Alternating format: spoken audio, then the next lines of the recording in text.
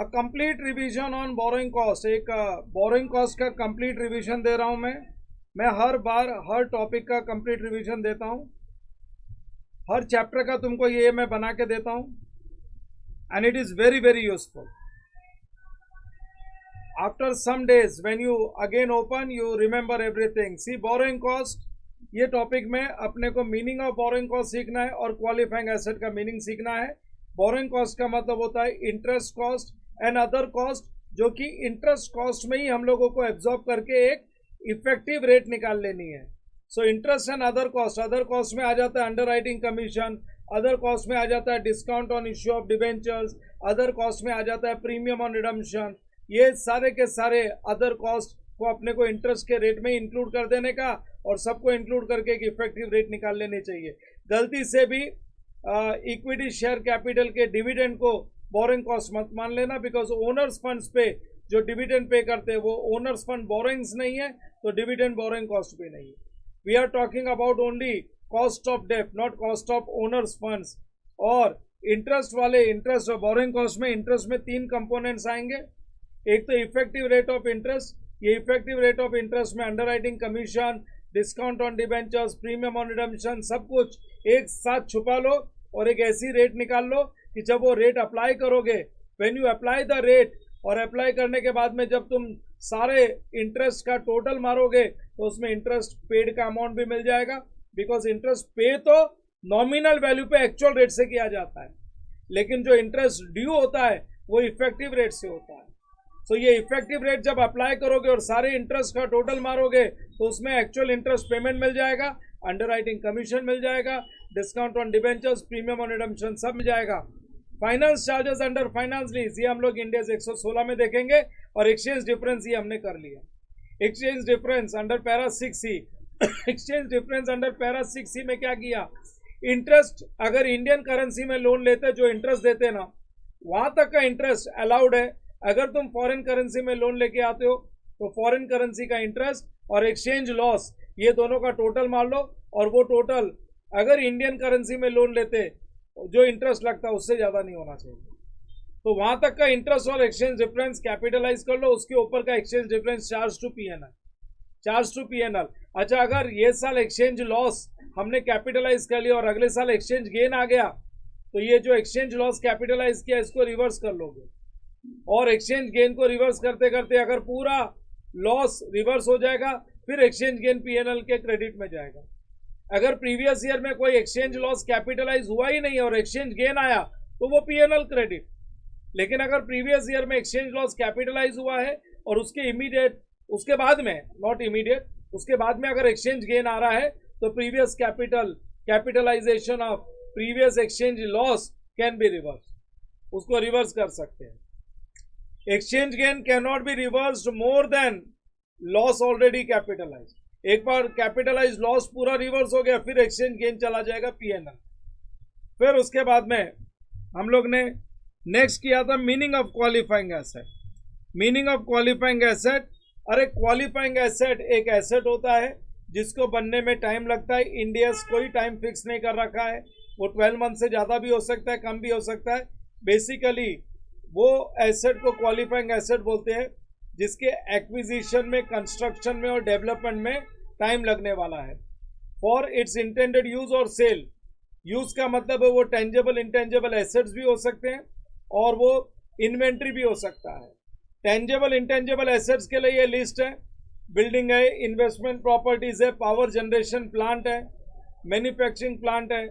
Intangible assets under development और trial phase, ये सारे के सारे टेंजेबल इंटेंजेबल एसेट्स है। लेकिन इन्वेंट्रीज को क्वालिफाइंग एसेट बनने के लिए 2 कंडीशन सेटिस्फाई करनी पड़ती है। नंबर 1, उसको बनने में टाइम लगना चाहिए। और नंबर 2, वो लार्ज क्वांटिटी में नहीं बनना चाहिए। It should not B produce in large quantity on repetitive basis. Large quantity में रिपीटेटिव बेसिस पे नहीं बनना चाहिए। सो बनने में टाइम लगना चाहिए और लार्ज क्वांटिटी में रिपीटेटिव बेसिस पे नहीं बनना चाहिए। अगर बनने में भी टाइम नहीं लग रहा है और लार्ज क्वांटिटी में रिपीटेटिव बेसिस बन रहा है तो वो क्वालिफाइंग एसेट नहीं है, that's not a qualifying asset. बनने में टाइम लग रहा है लेकिन रिपीटेटिव बेसिस पे बन रहा है लार्ज क्वांटिटी में तो भी क्वालिफाइंग एसेट नहीं। दोनों की दोनों कंडीशन सेटिस्फाई होनी चाहिए इन्वेंट्रीज के लिए। It should take substantial time and it should not be produced in large quantity on regular basis. ठीक है, सो ये भी हो गया। अब इसके बाद में बायोलॉजिकल एसेट। अरे बायोलॉजिकल एसेट मैंने बताया था, बायोलॉजिकल एसेट्स में आता है living animals and plants, living animal, plants and trees. So living animals and plants and trees ये बायोलॉजिकल एसेट होते हैं जिनका फिजिकल ट्रांसफॉर्मेशन होता है, और इनको हम लोग क्वालिफाइंग एसेट नहीं मानते। ये इंडियस 41 में डील होगा, इंडियस 23 में डील नहीं होगा। हाँ, लेकिन इसमें एक है ना, फ्रूट प्रोड्यूसिंग ट्रीज होते हैं। ट्रीज में सी एनिमल्स तो पूरा इंडियस 41 में चला गया, 23 का पार्टी नहीं होगा।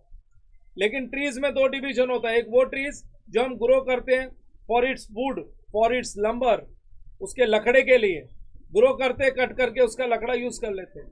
और एक वो ट्री होता है जिसका हम फ्रूट्स बेचते हैं, फ्रूट प्रोड्यूसिंग ट्री, जिनको बोलते हैं बेरर प्लांट्स। सो बेरर प्लांट्स वो प्रॉपर्टी, प्लांट एंड इक्विपमेंट है, और वो इंडियस 23 में क्वालिफाइंग एसेट्स माने जाएंगे। उन पे इंडियस 23 का क्वालिफाइंग एसेट का रूल्स अप्लाई हो जाएगा। फिर उसके बाद रिकॉग्निशन। अरे ये एंट्री तो हायर परचेज वाली एंट्री है। Recognition rules, that is recording in books of accounts when the loan is taken, entry is bank account debit to loan. फिर उसके बाद में एंड ऑफ द ईयर में इंटरेस्ट ड्यू होगा, तो interest account debit to loan, लेकिन IRR के rate से इंटरेस्ट ड्यू होगा। फिर payment of interest, loan to bank, interest to bank नहीं, loan to bank, higher purchase वाली एंट्रीज है ये, loan to bank. So actual nominal value पे एक्चुअल रेट ऑफ इंटरेस्ट।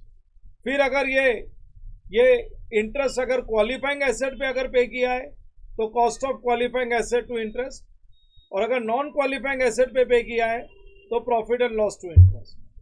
ये अपने रिकॉग्निशन रूल्स, ये अपनी एंट्रीज है। जब मेरे साथ ये स्टैंडर्ड, जब ये ना पूरा लेक्चर देखने के बाद अपने नोट्स, फिर बाद में एक बार नोट्स भी रीड कर लेना, पूरा नोट्स भी रीड कर लोगे ना तो सब कुछ रिकैप हो जाएगा।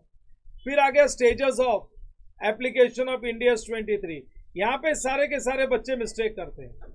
सारे के सारे बच्चे मिस्टेक क्यों करते हैं? क्योंकि स्पेसिफिक बोरिंग्स में कोई स्टेज देखनी ही नहीं होती है। In case of specific borrowings you don't have to look at any stage. Specific borrowings में जिस दिन तुमने लोन लिया है, the date on which you have taken loan, वो डेट से लेके qualifying asset ready to use होए तभी तक का पूरा इंटरेस्ट कैपिटलाइज होगा, वहां तक का पूरा इंटरेस्ट कैपिटलाइज होगा। अरे the date on which the loan is taken, जिस दिन हमने लोन लिया है वो डेट से लेके qualifying asset ready for its intended use और सेल, क्वालिफाइंग एसेट जो डेट पे हमने लोन लिया है वो डेट से लेके क्वालिफाइंग एसेट रेडी हो जाए, वहां तक का पूरा इंटरेस्ट हम लोग कैपिटलाइज करेंगे, वहां तक का पूरा इंटरेस्ट हम लोग कैपिटलाइज करेंगे। उसमें कोई स्टेजेस नहीं आएगी, वो कमेंसमेंट, सस्पेंशन और सीजेशन, ये सारे के सारी जो डिस्कशन होता है ना, ये सब होता है जनरल बोरिंग्स के लिए।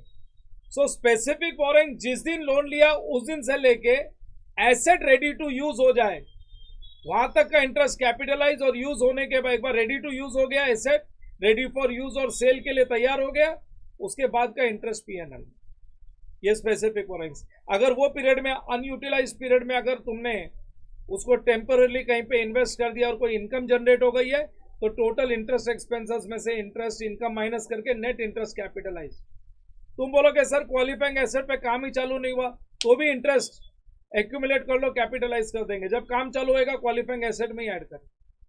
सो स्पेसिफिक बोरिंग्स का specific treatment, date on which the loan is taken till the date asset is ready for use, पूरा इंटरेस्ट कैपिटलाइज, कोई इनकम आती है तो वो माइनस करके नेट इंटरेस्ट कैपिटलाइज।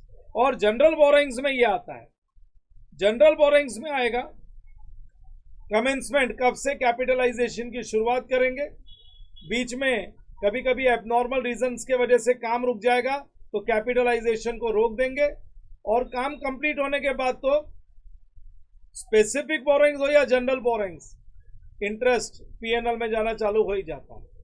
तो कमेंसमेंट ऑफ कैपिटलाइजेशन, सबसे पहले बात करते हैं कमेंसमेंट ऑफ कैपिटलाइजेशन। कमेंसमेंट की कंडीशंस है। कमेंसमेंट की कंडीशंस है। कंडीशन ये है, नंबर 1 पहली कंडीशन है बोरोइंग कॉस्ट शुड बी इनकर, बोरोइंग कॉस्ट इनकर होना चाहिए, इंटरेस्ट ही नहीं, बोरोइंग कॉस्ट ही नहीं, तो कैपिटलाइज क्या करोगे। Number 2 some expenditure on borrowing cost should be incur, some expenditure में एडमिनिस्ट्रेटिव एक्सपेंडिचर भी चल सकता है।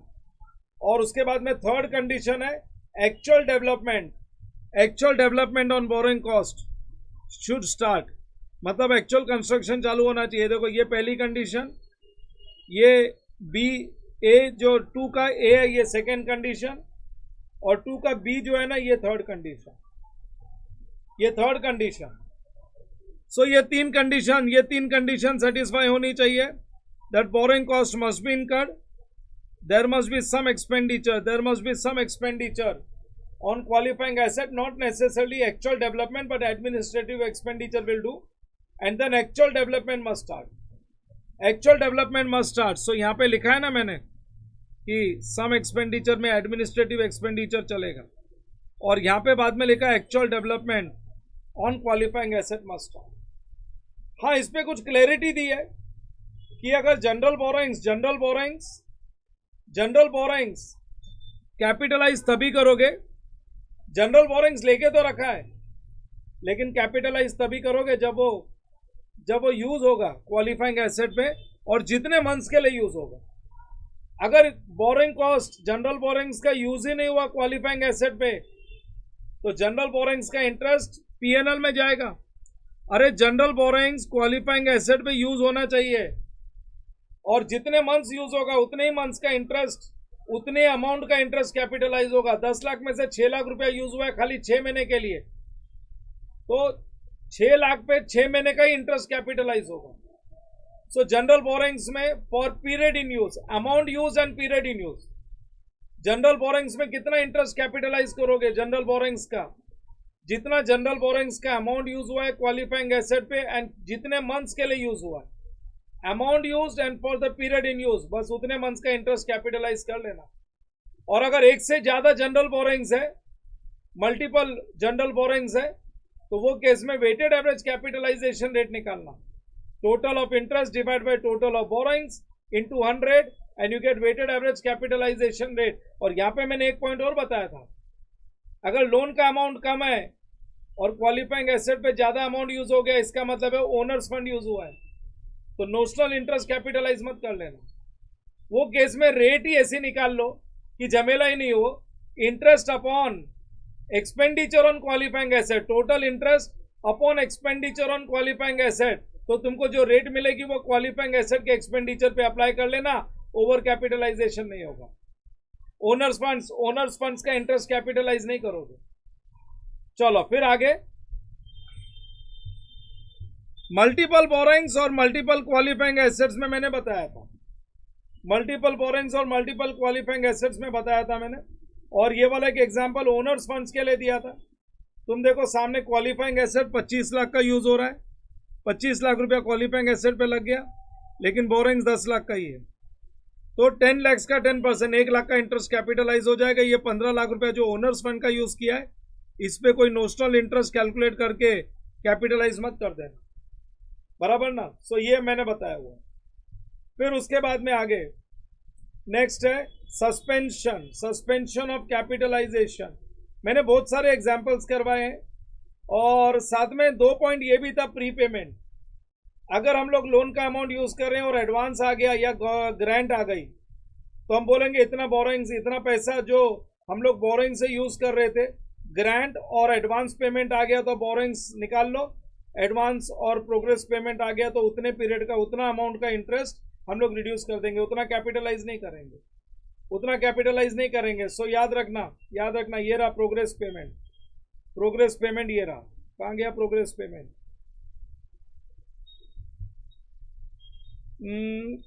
ग्रांट्स एंड प्रोग्रेस पेमेंट ये रहा, grants and progress payment. We should capitalize interest on actual expenditure, but it should be net of the amount received in the form of grant and progress payment। अगर 10 लाख रुपए हम लोग use कर रहे थे qualifying asset पे और 2 लाख का ग्रांट मिल गया, तो जो डेट को ग्रांट मिल गया ना, वो डेट से हम बोलेंगे बोरोइंग्स का 8 लाख रुपए यूज हो रहा है। 8 लाख पे ही फिर इंटरेस्ट कैलकुलेट होगा। सी अप्रैल मई जून 10 लाख रुपया यूज किया तो 3 महीने का तो इंटरेस्ट कैपिटलाइज कर लोगे, लेकिन अगर जुलाई मंथ को अगर 2 लाख रुपया मिल गया तो जुलाई से लेके मार्च तक 8 लाख रुपए का ही जनरल बोरिंग्स यूज हुआ, ये मान के चलना, और 8 लाख पे इंटरेस्ट कैपिटलाइज करना।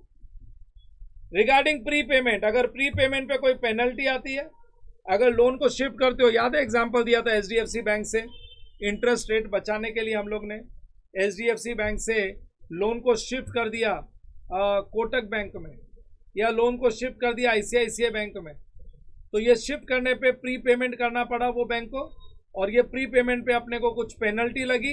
ये जो पेनल्टी है, प्री पेमेंट की जो पेनल्टी है, ये पेनल्टी पीएनएल में हम लोग शो करेंगे, ये बोरोइंग कॉस्ट नहीं है, because this is not for arrangement of loan, in fact this is for shifting of loan, तो ये बोरोइंग कॉस्ट नहीं है। बोरोइंग कॉस्ट वो एक खर्चा है जो लोन अरेंजमेंट के टाइम पे लगता है, ये तो लोन को शिफ्ट करने पे लगा, लोन तो पहले से ही अरेंज था, तो ये पेनल्टी जाएगी पीएनएल में। ट्रांसफर ऑफ एसेट्स को कैपिटल एक्सपेंडिचर ही मानो, कैश एक्सपेंडिचर ही मानो, क्योंकि मैं यही मानूंगा कि जो मैंने पुराने बिल्डिंग का स्क्रैप है ना वो बेच दिया और ये नया परचेज किया है। सो ट्रांसफर ऑफ एसेट्स जो मार्केट में फेयर वैल्यू है वो फेयर वैल्यू पे ट्रांसफर करना। इन शॉर्ट कमर्शियल सब्सटेंस वाला ही केस है ये, exchange of asset with commercial substance. So जो नया एसेट हम लोग जो नया एक्सपेंडिचर कंसीडर करेंगे ना, तो fair value of outgoing asset के फेयर वैल्यू पे इनकमिंग एसेट का एक्सपेंडिचर मान लेंगे और वो एक्सपेंडिचर पे इंटरेस्ट कैपिटलाइज करेंगे। हम लोग ये मानेंगे आज ही खरीदा है, स्क्रैप बेच दिया और अभी नया खर्चा करके खरीदा। सो ट्रांसफर ऑफ एसेट्स पे इंटरेस्ट कैपिटलाइज होगा, बस सिंपल। कितना इंटरेस्ट कैपिटलाइज होगा? Fair value of outgoing asset, fair value of outgoing asset को expenditure on transfer of assets मानेंगे और इंटरेस्ट कैपिटलाइज होगा, ठीक है ना। फिर ट्रांसफर ऑफ एसेट्स के बाद में इनकम ऑन टेम्पररी इन्वेस्टमेंट्स पे भी डिस्कशन किया था। अगर वो स्पेसिफिक बोरोइंग्स का इंटरेस्ट है तो माइनस कर देना इंटरेस्ट कॉस्ट में से और नेट इंटरेस्ट को कैपिटलाइज कर देना। और जनरल बोरोइंग्स में जो पीरियड में बोरोइंग्स यूज नहीं हो रहा है वो पीरियड का इंटरेस्ट पीएनएल के डेबिट में, और वो पीरियड में अगर कोई इनकम जनरेट हुई है तो वो पीएनएल के क्रेडिट में, इनकम जनरेट हुए वो पीएनएल के क्रेडिट में, ठीक है ना। फिर आगे हम लोग देख लो, यहाँ पे लिखवा के दिया मैंने, यहाँ पे एक एग्जांपल दिया, ये तुमको हेल्प करेगा। जनरल बोरोइंग्स अगर यूटिलाइज हुआ है क्वालिफाइंग एसेट पे, तो यूटिलाइज हुआ है तो इंटरेस्ट का कॉस्ट पीएनएल के वो क्वालिफाइंग एसेट में ऐड हो जाता है। और जनरल बोरोइंग्स अगर यूटिलाइज नहीं हुआ तो interest expense as well as interest income दोनों पीएनएल डेबिट और क्रेडिट में जाएगी। Suspension of capitalisation, regarding suspension of capitalisation, ये कॉन्सेप्ट भी, ये वाला कॉन्सेप्ट भी, ये सारे कॉन्सेप्ट जनरल बोरोइंग्स के ही है।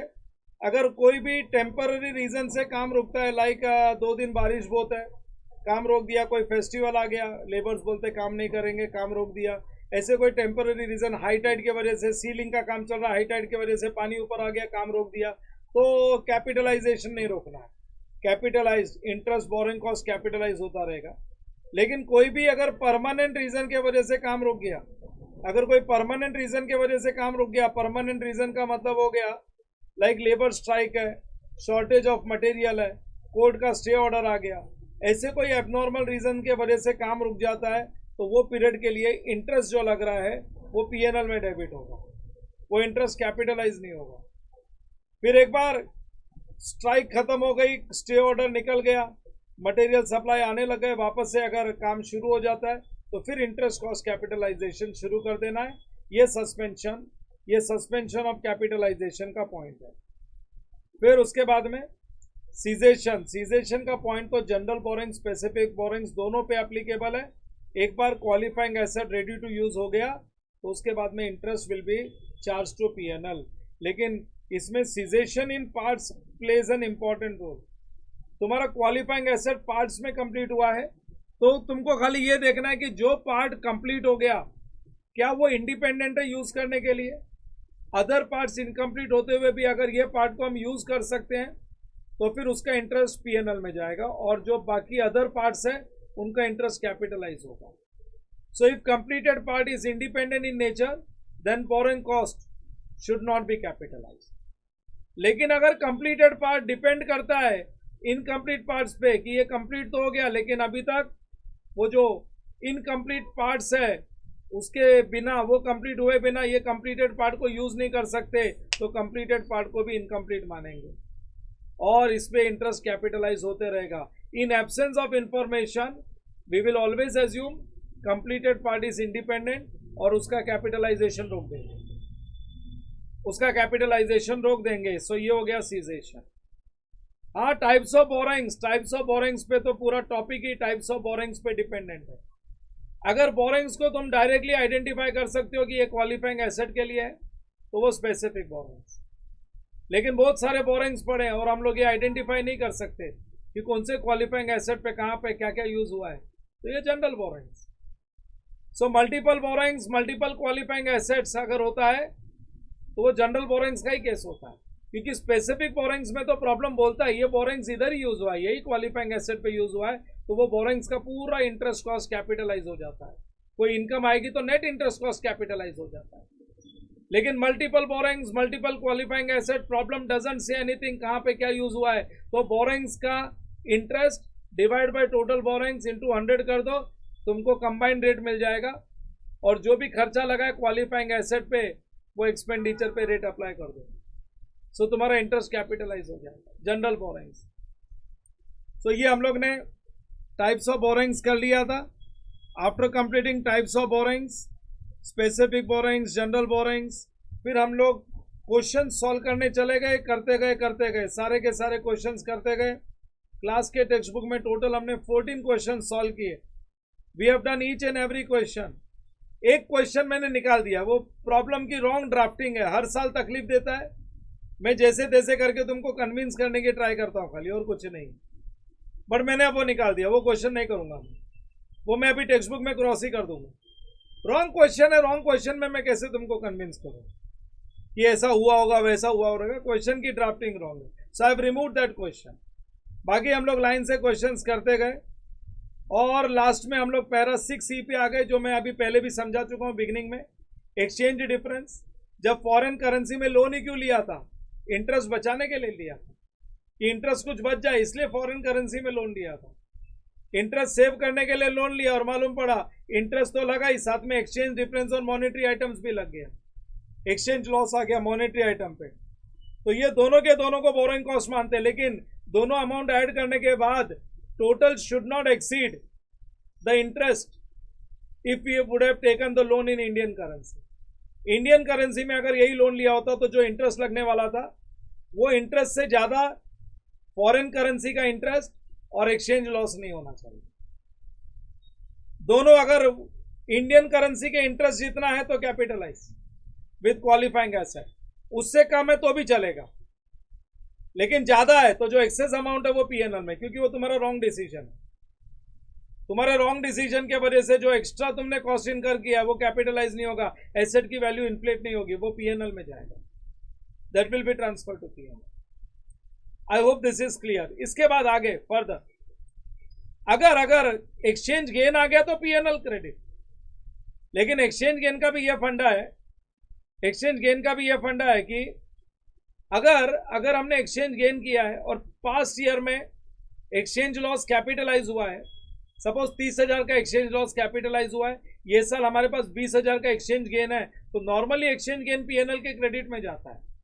लेकिन पिछले साल अगर 30,000 का एक्सचेंज लॉस कैपिटलाइज हुआ है तो ये 20,000 का एक्सचेंज गेन टू पीएनएल नहीं, exchange gain to cost of qualifying asset, वो 30,000 को रिवर्स करेंगे.